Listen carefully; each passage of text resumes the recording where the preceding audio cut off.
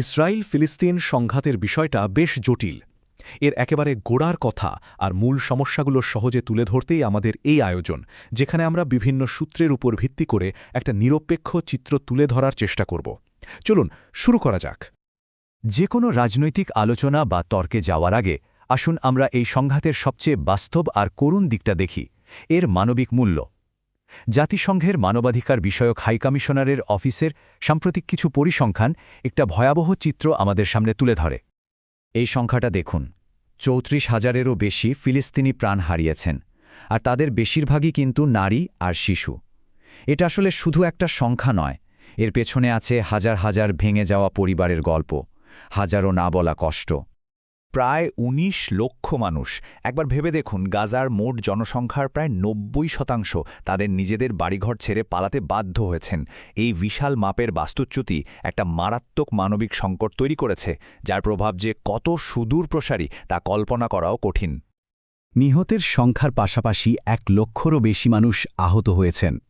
এই বিপুল সংখ্যক আহতের চাপ সামলানো সেখানকার স্বাস্থ্য ব্যবস্থার জন্য প্রায় অসম্ভব একটা ব্যাপার হয়ে দাঁড়িয়েছে। পরিস্থিতি কতটা গুরুতর তা জাতিসংঘের নিজের কথাতেই স্পষ্ট। তাদের রিপোর্টে বলা হচ্ছে, যেভাবে যুদ্ধটা চালানো হয়েছে তা আন্তর্জাতিক আইনের চরম অবমাননা এবং এটা যুদ্ধাপরাধের শামিলও হতে পারে। তো এই ধ্বংসযোগ্য আর মানবিক বিপর্যয়ের চিত্র দেখে মনে প্রশ্ন জাগাটা খুব স্বাভাবিক। কিভাবে পরিস্থিতিটা এই পর্যায়ে এসে পৌঁছালো? ১ শতাব্দীরও বেশি সময় ধরে চলা এই সংঘাতের শুরুটা ঠিক কোথায়? এর উত্তর পেতে হলে আমাদের একটু ইতিহাসের দিকে ফিরে তাকাতে হবে। আজকের এই সংঘাতের মূল কিন্তু লুকিয়ে আছে বিংশ শতাব্দীর শুরুর দিকে। তখন এমন কিছু সিদ্ধান্ত নেওয়া হয়েছিল যা এই অঞ্চলের ভবিষ্যৎকে চিরদিনের জন্য বদলে দিয়েছিল। সবকিছুর মোড় ঘুরিয়ে দেবার শুরুটা হয়েছিল এই বেলফোর ঘোষণা দিয়ে। ভাবুন একবার, একটা ইউরোপীয় শক্তি এমন একটা ভূমিতে ইহুদিদের জন্য একটা জাতীয় আবাস তৈরির প্রতিশ্রুতি দিচ্ছে, যেখানে আগে থেকেই ৯০% বেশি ফিলিস্তিনি আরব বাস করত।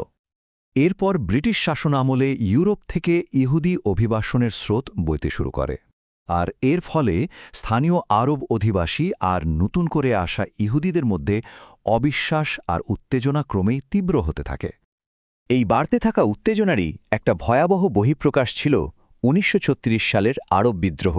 ব্রিটিশ শাসন আর ইহুদি অভিবাসনের বিরুদ্ধে এটাই ছিল ফিলিস্তিনিদের প্রথম বড় আকারের সহিংস প্রতিরোধ, আর এটাকে অত্যন্ত নির্মমভাবে দমন করা হয়েছিল। ১৯৪৭ সালে জাতিসংঘের এই বিভাজন পরিকল্পনা বিষয়টাকে আরও জটিল করে তোলে। দেখুন, তখন ইহুদি জনসংখ্যা ছিল মোট জনসংখ্যার ১/৩ কম, আর তাদের মালিকানা ছিল মাত্র ৬% জমি। অথচ তাদের রাষ্ট্রের জন্য বরাদ্দ করা হল ৫৬% ভূমি। স্বাভাবিকভাবেই ফিলিস্তিনি আরবরা এই এক পেশে পরিকল্পনা মেনে নেয়নি। ব্রিটিশ ম্যান্ডেটের অবসানের পর থেকে বেশ কয়েকটা বড় যুদ্ধ আর ঘটনা ঘটেছে, যা এই অঞ্চলকে আজকের চেহারায় নিয়ে এসেছে আর লক্ষ লক্ষ মানুষকে তাদের ঘর ছাড়া করেছে। এই টাইমলাইনটা দেখলে সংঘাতের কয়েকটা গুরুত্বপূর্ণ মোড় পরিষ্কার বোঝা যায়। শুরুটা হয়েছিল ১৯৪৮ সালের নাকাবা বা মহাবিপর্যয় দিয়ে, যা ফিলিস্তিনিদের জীবনে একটা গভীর ক্ষত তৈরি করে। এরপর আসে ১৯৬৭ সালের নাকসা বা ৬ দিনের যুদ্ধ, যার ফলে ইসরায়েল পশ্চিম তীর আর গাজা দখল করে নেয়। আর এর পরবর্তীতে দুটো ইন্তিফাদা মানে গণ অভ্যুত্থান দখলদারিত্বের বিরুদ্ধে প্রতিরোধকে একটা নতুন মাত্রা দেয়।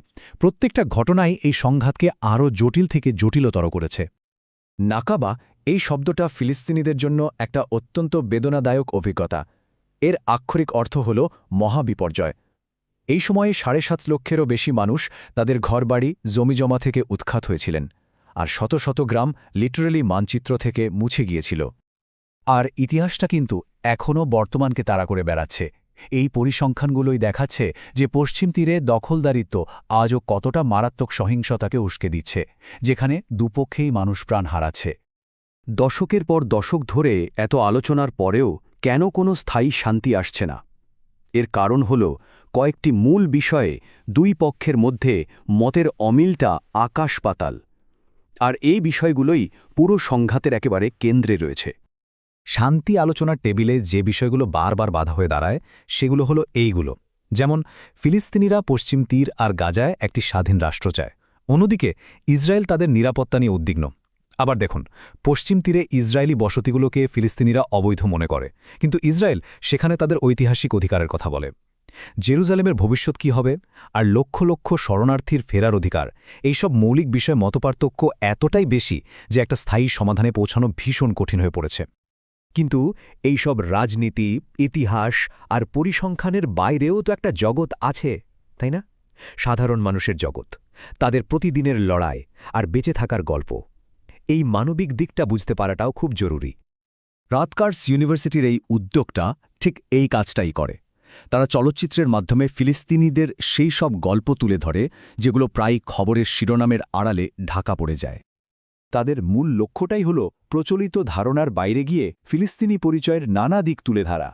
এই চলচ্চিত্রগুলো তাদের টিকে থাকার ক্ষমতা, তাদের সংগ্রাম আর তাদের স্বপ্নের কথা বলে। যেমন ধরুন 5 ব্রোকেন ক্যামেরাজ ছবিটার কথা। একজন সাধারণ কৃষকের চোখে দেখা দখলদারিত্বের মধ্যে তার পারিবারিক জীবন আর গ্রামের অহিংস প্রতিবাদের এক অসাধারণ শক্তিশালী দলিল এটা।